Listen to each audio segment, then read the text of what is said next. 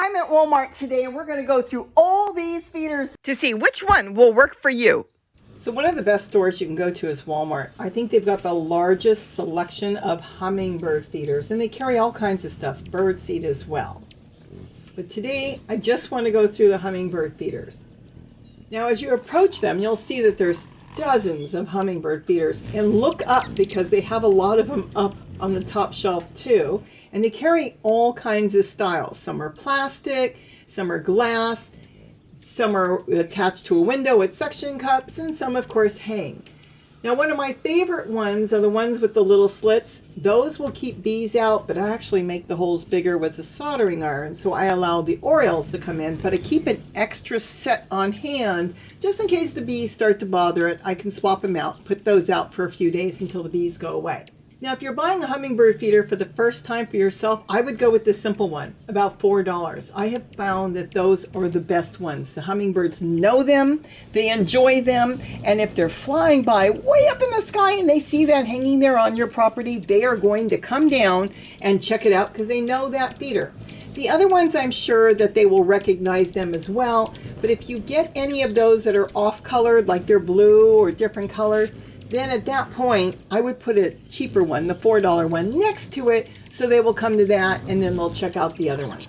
Now, the big thing on all these feeders is to take them apart and look at them if you're in the store. And if you're not in the store and you're going by this video, of course, look at the style, because all these feeders are not exclusive to Walmart, except the one with those little slits. That is the only one that's an exclusive Walmart feeder. They have that one designed for them, and nobody else carries that one. All the other feeders are carried by the manufacturer or different companies, Target, hardware stores, they all carry that one. Different pet stores will have them.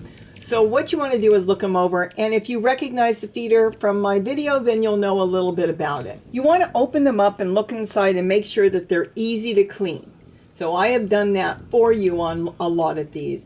You want something as simple as possible on the inside. Not a lot of cuts and outs and designs on the inside, because that is just going to be a mold collector. As this sugar sits out there, mold will start to grow, and though it's easy to clean off, when you have a lot of crevices, it gets harder. The same thing with the flowers. If there's a lot of doodads on there, or tubes, if they're long, it's going to be harder to clean. Let me tell you something, you'll have to get out a mascara brush or pipe cleaners, you'll have to soak it. You want something that's simple. The birds don't care what it looks like. Of course, you may care, and that's up to you, but just keep that in mind. The more intricate it is, the more cleaning you're going to do. And you'll see here as I looked them over, you could tell which ones I like. Some of them are, very, very nice. There was one here that had a wide open mouth. You want to be able to get inside and clean it. And it would be perfect for a gift because it's prettier, of course, than the $4 one. It's fancier.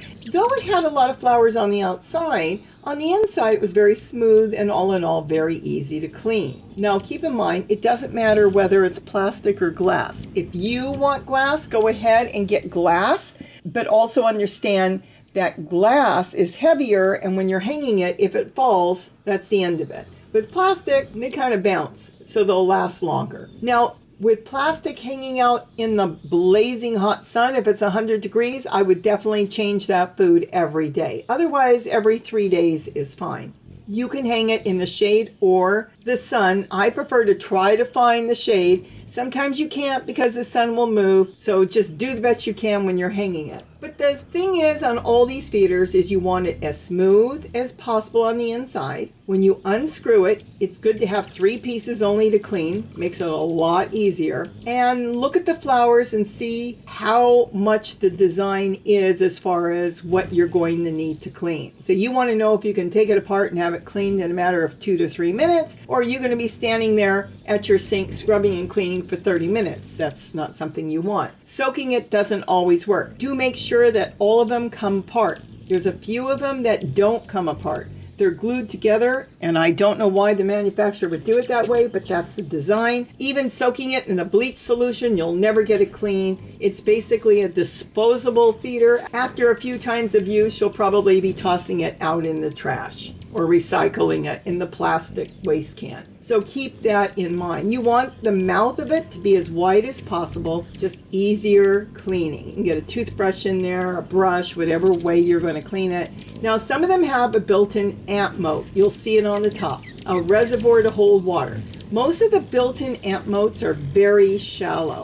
So it may be good for a couple hours, but on a hot day, it's going to dry out quickly. I personally never add in oil or vinegar or anything like that because the birds actually use that to drink out of. What you're trying to do is make sure that lone little soldier ant that's looking for something, when he comes over there, he just can't cross it. He can't get to the feeder, so he doesn't even know. So generally, I don't even have ant moats on my feeders, but there are times they start to march, the ants, and they're looking. So I make my own ant moat for free, and it works better. So that's up to you if you want to get one with a built-in ant moat or you want to have one on hand in case you need it. All in all, you've got the idea on these, and if you're buying it online, read the description and see if they say if it's glass. Of course, if you're in the store, you can tap on it and you'll see if it's glass or plastic, if that's what you're looking for. The birds aren't looking for a fancy design. The birds are looking for some place to get food. That food is very important to them. They don't care if you're putting out a dot. I make dots, and if they find it, they'll drink. They don't care if it's got fancy flowers all over it. And if you get too fancy, sometimes they don't even know how to get into it. I've had that. So then you could end up with other issues. But I think it's wonderful that Walmart has such a large display. You've got so many to choose from. Take your time, open them up, see how easy it is to take them apart or how hard it is.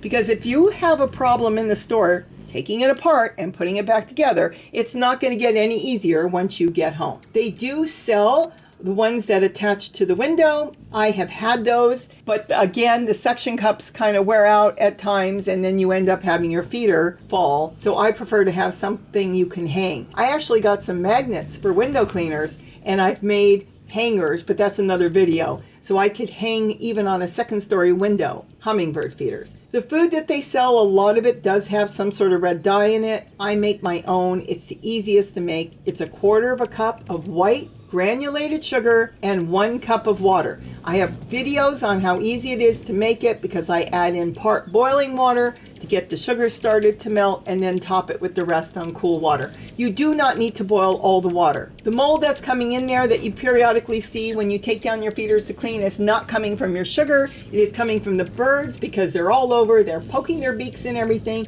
going in and out, and they're the ones bringing it in. Don't worry about it. Just take it down, wash it, clean it, put it back. So I hope I've given you some ideas that the fancy feeders are not that important. What it is important to you.